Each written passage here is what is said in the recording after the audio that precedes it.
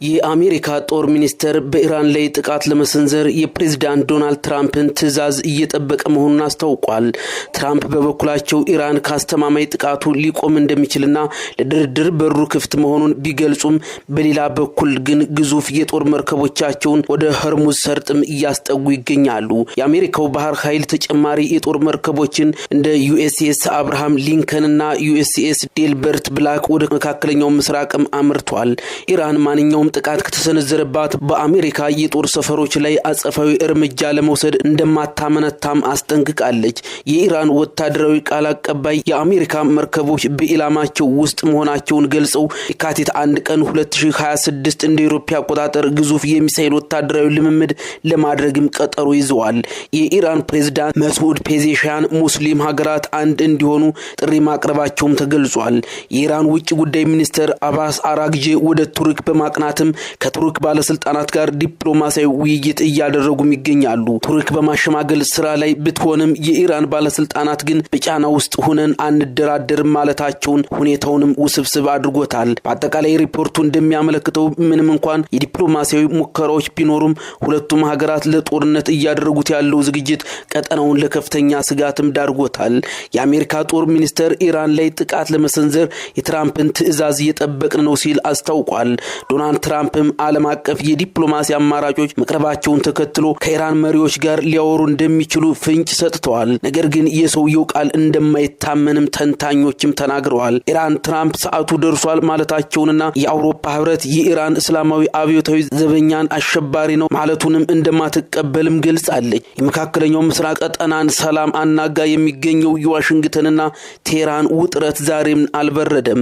ትራምፕ ኢራን ከተስማማች ጥቃቱ ይቆማል ሲሉም አያቶላዎቹ ደግሞ ማስፈራሪያና ዛቻን አንቀበልም እያሉ ቀጠናውንም አስጨንቀውታል። ሐሳባቸውን ለመጨበጥ አስቸጋሪ ከሆኑት ዶናልድ ጄ ትራምፕ የሚወጡ መግለጫዎች የተምታቱ መሆናቸው ቀጠናው ወደ ምን እያመራ እንደሆነ ለመወሰንም ፈታኝ ሆኗል። ትናንት ሰዓቱ ደርሷል፣ ዛሬ ደግሞ ለድርድር አልረፈደም ሲሉ የአሜሪካ ጦር ሚኒስተር ደግሞ አስፈላጊውን ጥቃት ለመፈጸም ከትራምፕ የሚወጡ ቃላትን እየጠበቅን ነው ሲሉም መግለጹ የኢራንና የአሜሪካ ነገር በምን ሊደመደም እንደሚችልም አወዛጋቢ አድርጎታል። አንዳንዶች በጦርነት ሲሉ ሌሎች ደግሞ ዲፕሎማሲያዊ መንገድ ሊመርጡ ይችላሉ።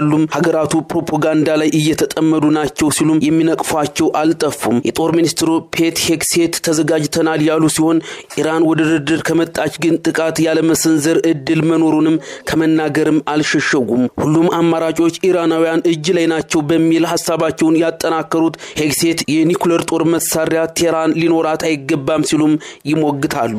ነገር ግን ትራምፕ ትዕዛዝ ከሰጡ ለማስፈጸም በተጠንቀቅ ላይ ቆመናልም ብለዋል። በቬንዙዌላ ያደረግነውን አይነት እርምጃም ለመውሰድ ትራምፕን ነው የምንጠብቀው ባይናቸው ሄግሴት።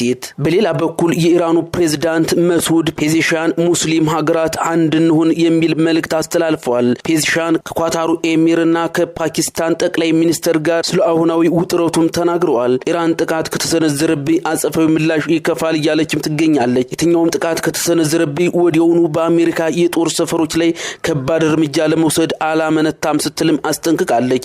ትራምፕ ኢራን በኒኩሌር ጉዳይ ለመደራደር ሰዓቱ እየሄደባት ነው ሲሉ ቢያስጠነቅቁም አያቶላዎቹ የሚፈራ ልብ የለንም እያሉም ይገኛሉ። እናም ሀገራቱ በመግለጫ መካሰሳቸውንም ቀጥለውበታል። የኢራን ወታደራዊ ቃል አቀባይ ብርጋዴር ጀነራል መሐመድ አርካሚና የአሜሪካ ጦር ጫና መርከቦች ወደ ሰላጤው ተቃርበዋል፣ እኛም ኢላማችን ውስጥ አስገብተናቸዋል፣ የጥቃት አዝማሚያ ካሳዩ ሳይቀድሙን መቅደም እንደምንችል ማወቅ አለባቸው ሲሉም ከሀገራቸው የቴሌቪዥን ጣቢያ ጋር በነበራቸው ቆይታም ተናግረዋል። የመካከለኛው ምስራቅ ፖለቲካ በጦፈበት ዋሽንግተንና ቴህራን እንቅስቃሴ ለመሳብ እያኮበኮቡ ባሉበት ሰዓትም የኢራን ውጭ ጉዳይ ሚኒስትር አባስ አራግጂ ወደ ቱርክ ኢስታንቡል ማቅናታቸውም ታውቋል።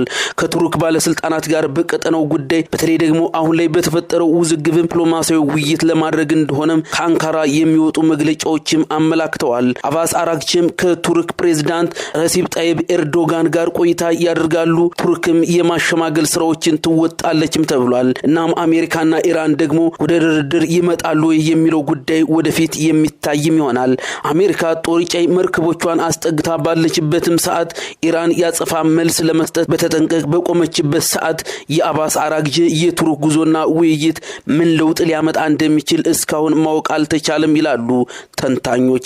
ዴይሊ ዴይሊ ሜል ባወጣው ዘገባም የኢራንን አጥቂ መሳሪያዎች ለመከላከል የሚያገለግሉ የምድር ተሽከርካሪዎች በዝግጅት ላይ ሲሆኑም ሌላ ተጨማሪ ግዙፍ መርከብ ወደ ኢራን ጠረፎች መጠጋታቸውም ተገልጿል።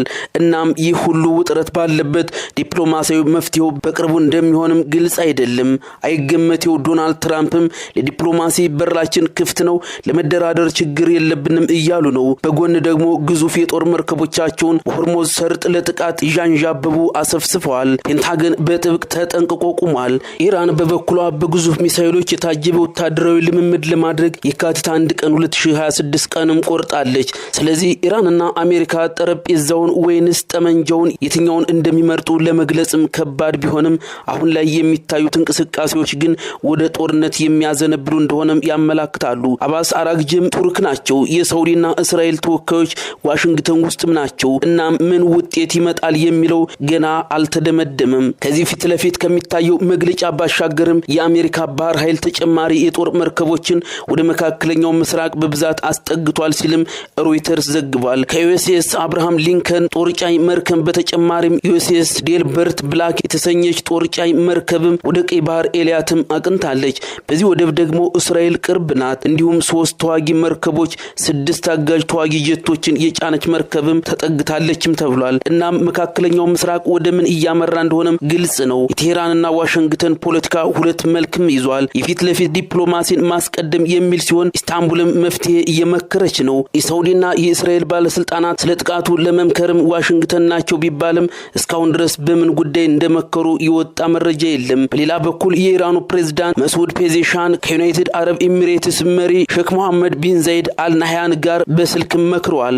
በውይይታቸውም ኢራን በሉዓላዊነቷ ላይ የሚደረግ ጥቃት አትታገስም ሲሉም ተናግረዋል። ከመጋረጃ ጀርባ ኢራንና አሜሪካ ጦርነት ለመጀመር አብስተው እየተዘጋጁ ነው። ኢራን እጅግ አስፈሪ የተባሉ ሻሂድ ሚሳኤሎችን በሁሉም አቅጣጫ ጠምዳ እየጠበቀችም ነው። አሜሪካም ለቅጽበት ኢላማቸውን የማይስቱ የምድርና የባህር ሚሳኤሎችን ገትራ አቁማቸዋለች። በዚህ ሁሉ ጥረት መሃል ዲፕሎማሲን እንደ መፍትሄ ለመጠቀም የሚንቀሳቀሱ ሀገራት ቢኖሩም የሚሳካላቸው ግን አይመስልም።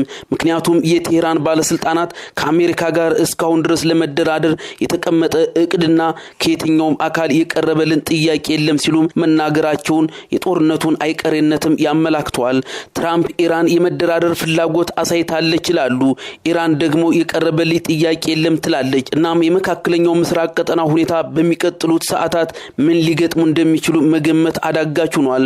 ሮይተርስ በወጣው ዘገባም ትራምፕ በኢራን ላይ ጫና ለመፍጠር የተለያዩ አማራጮችን እያጤኑ እንደሆነ በመግለጽም የኢራን የደህንነት ተቋማትና የመንግስት ማዕከላትን ትኩረት ያደረገ ጥቃት ለመፈጸም አዝማሚያም አላቸው ይላል። እንደ ኢራን አክቲቪስቶች ደግሞ ትራምፕ ዋና ዓላማቸው የመንግስት ለውጥ በማድረግ ተቃዋሚዎችን መታደግ ነው የሚል ፍላጎት እንዳላቸው ይናገራሉ። አሁን ላይ ከኢስታንቡል የወጡ መረጃዎችን እንደሚያሳዩት ከሆነ የኢራን ውጭ ጉዳይ ሚኒስትር አባስ አራግጂም ኢራን በጫና ውስጥ ሆና እንደማትደራደር አቋማቸውን ማስቀመጣቸው ነው። ይህ ደግሞ ለትራምፕ የጥቃት ፍላጎት የሚመች ሳይሆን እንደማይቀርም ተንታኞች እየተናገሩ